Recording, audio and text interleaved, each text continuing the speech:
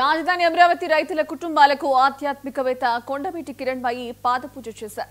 గుంటూరు జిల్లా తుళ్లూరు శైవ క్షేత్రం సమీపంలో ప్రవహిస్తున్న కృష్ణానదికి కృష్ణ హారతినిచ్చి 22 మంది రాజధాని రైతుల కుటుంబాలకు పాదపూజ చేశారు.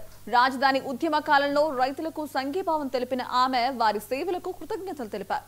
రాజధాని కోసం పోరాడి చనిపోయిన రైతుల ఆత్మలకు శాంతి చేకూరాలని కోరారు. రాజధాని అభివృద్ధికి భూములిచ్చిన రైతులే మూలమని కిరణ్మయి పేర్కొన్నారు.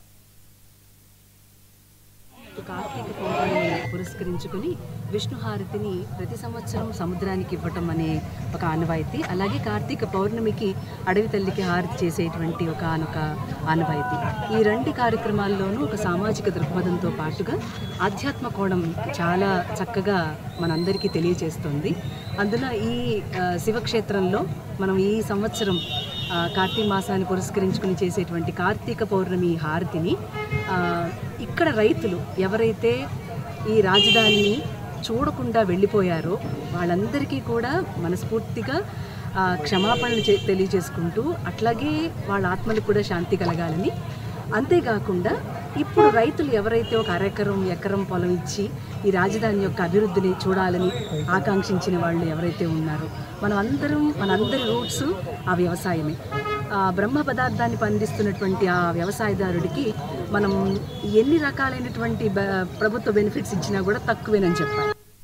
మందడం శివారు తాళాయిపాలెం శ్రీ శైవ క్షేత్రంలో శివస్వామీజీ గారి ఆధ్వర్యంలో కొండవీటి జ్యోతిర్మయ్య గారు అమరావతి ఇచ్చేసి ఇక్కడ 22 జంటలకి నేను బట్టలు పెడతానని చెప్పారు.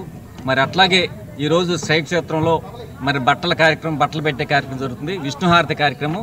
అట్లాగే 1631 రోజు ఉద్యమంలో ఆమె అనేక సార్లు మన శిబిరాలకు వచ్చి సందర్శించి మహిళలకి మనోధైర్యం దెబ్బకుండా ఉండాలని చెప్పి ఆమె గతంలో కీర్తనలు పాడి ఆమె చాలా మరి చక్కగా మనకి వివరించి మీ మహిళ ధైర్యంగా ఉండనని, తరువాత పాదయాత్రలో కూడా 2 రోజులకు ఒకసారి మహిళలు ఎలా ఉండాలని తెలుసుకుంటున్నా నన్ను అడుగుతూ మరి ధైర్యంగా ఉండమని అనేక మంది మహిళలకు కూడా ఫోన్లు చేసి తెలుసుకుంటున్నారు.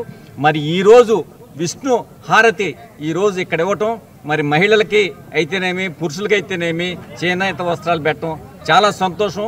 మహిళల ధైర్యాన్ని స్ఫూర్తికి మెచ్చుకొని ఆమె ఈరోజు విచ్చేసి హైదరాబాద్ నుంచి మరి వ్యయ ప్రయాసాలతో ఇక్కడికి వచ్చి మరి ఇంతమంది మహిళలు కలిసి అనేక సార్లు వచ్చారు. ఇంతకుముందు వెంకటేశ్వర స్వామి దేవాలయానికి వచ్చారు, అప్పుడు కూడా మహిళలు పిలిచారు.